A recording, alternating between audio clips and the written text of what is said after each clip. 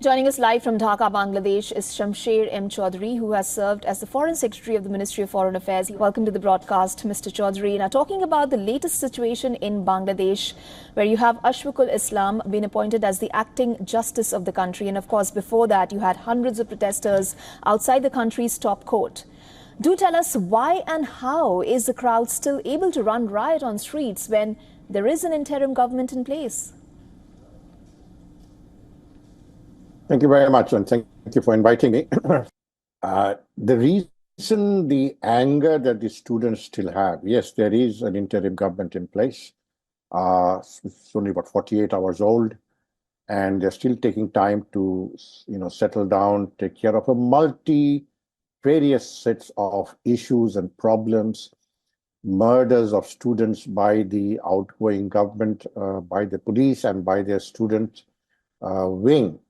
So there is a huge amount of anger. The anger at the Supreme Court by the youth is understandable, not desirable, but understandable, because it is the court which took time to, first of all, anger that the students still have. Yes, there is an interim government in place. It's only about 48 hours old, and they're still taking time to, settle down, take care of various sets of issues and problems, murders of students by the outgoing government, by the police, and by their student wing. So there is a huge amount of anger. The anger at the Supreme Court by the youth is understandable, not desirable, but understandable, because it is the court which took time to, first of all, the High Court cancelled the decision of the Prime Minister that she made in 2018, abolishing all quotas. And suddenly the High Court, on some writ filed by some odd people, nobody knows who they are, cancelled the government's decision, saying it was illegal for the Prime Minister to abolish the quota. And that is where the spark started. And the High Court should have known that this is not the first time the students had been agitating against the quota system. I mean, they were asking for abolition of the quota system. They were always asked for reform of the quota system. And so why the High Court did it, well, I don't want to question the decision of judges. And then the government did launch a writ to the High Court, asking for a review, Supreme Court asking for a review of the High Court decision. Problem is that the High Court set the date like 3 weeks down the road, but the students were getting restless.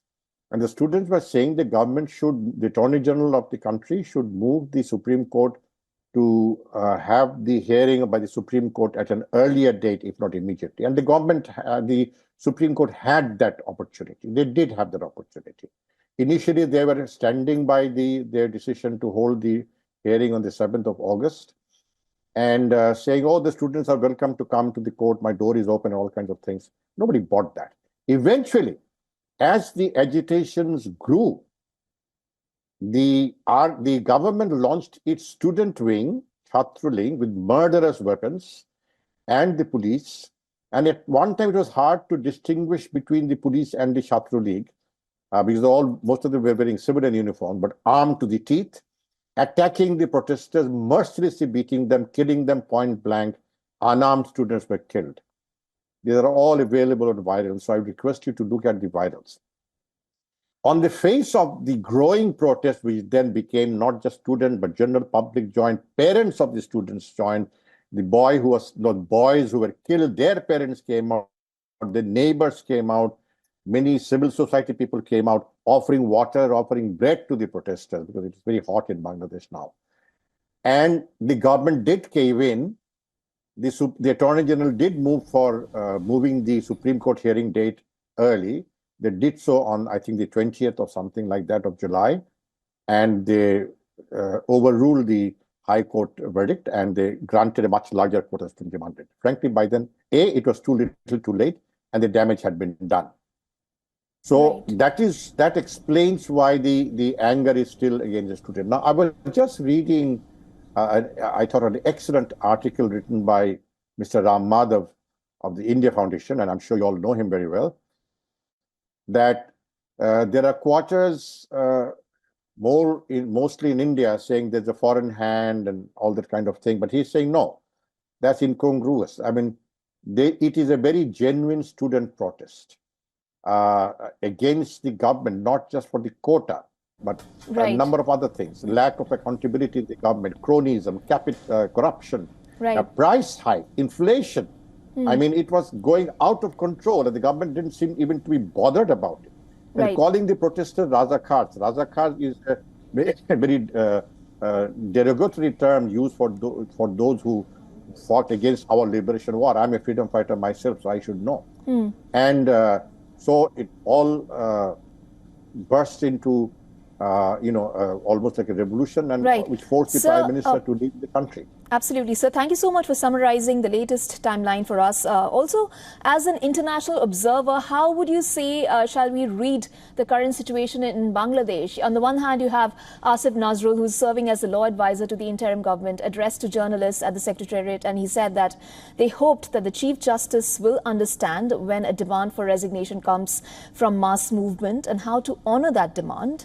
And since this is coming from the law advisor to the current interim government, how shall the world read the current political situation in Bangladesh? And let me also add to that, who is really in control of things here? Not to forget, there are 2 student body reps also included in the interim government. Well, the interim government is definitely the one in charge, but that doesn't mean the students will not protest. I mean, even under normal government, there are student protests, making different kinds of demands. This is nothing unusual. And I think the advisor for law, Mr. Dr. Asif Nazrul, is absolutely right in saying that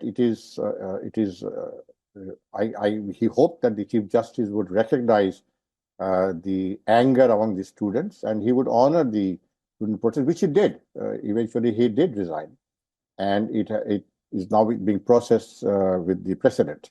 So the government is following the process, but that doesn't mean the students will not protest about other things. I mean, tomorrow, if the people come out to the streets against the price rise, the price hike, you can't stop them. They're going to do it. It's not that the government forced the Chief Justice to resign. It is the students' protest, or the face of the student protest, the Chief Justice, being a man of law and person of conscience, had to respond to the call of conscience and resign. Right. And so he did, and now somebody else has been appointed as an acting role as the Chief Justice. Okay.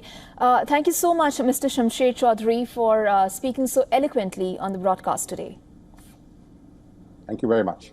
For all the latest news, download the WION app and subscribe to our YouTube channel.